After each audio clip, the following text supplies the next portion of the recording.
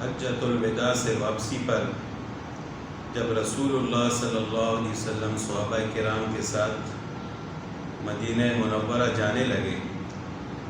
تو راستے میں خم کے مقام پر حضرت علی رضی اللہ تعالیٰ عنہ اور ایک دوسرے صحابی ان کے درمیان کسی بات پر تلخ کلامی ہو گئی، اختلاف رائے ہو گیا۔ تو حضرت علی رضی اللہ تعالیٰ عنہ نے آپ صلی اللہ علیہ وسلم سے شکایت کی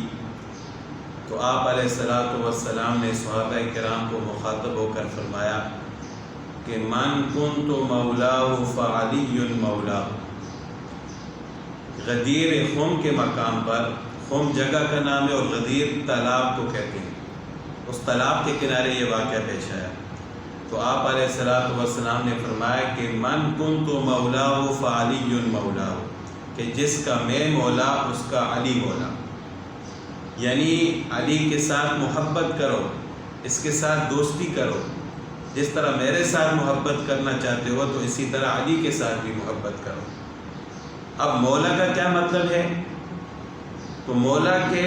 20 سے زیادہ معنی آتے ہیں، لیکن یہاں پر ہم وہی معنی مراد لیں گے جو خود رسول اللہ صلی اللہ علیہ وسلم نے مراد دیا ہے، اور حدیث یہاں پر ختم نہیں ہوتی بلکہ حدیث آگے بھی ہے۔ آگے رسول اللہ صلی اللہ علیہ وسلم نے حضرت علی رضی اللہ تعالیٰ عنہ کے لیے دعا فرمائی کہ اللہم والی من والاہ وعادی من عاداہ، یا اللہ جو علی کے ساتھ محبت کرے، دوستی کرنا پسند کرے، تو بھی اس کے ساتھ محبت فرما، اور جو علی کے ساتھ دشمنی کرے تو بھی اس کے ساتھ دشمنی فرما۔ تو اس دعا سے یہ ثابت ہوتا ہے کہ یہاں پر مولا کا معنی ہے محبوب، جس کے ساتھ محبت کی جائے، کہ من کنت مولا فعلی مولا، کہ جو میرے ساتھ محبت کرنا چاہتا ہے وہ علی کے ساتھ بھی محبت کرے، جس کا میں محبوب اس کا علی محبوب، اور جو علی کے ساتھ محبت نہیں کرے گا وہ میرے ساتھ بھی محبت کرنے والا نہیں۔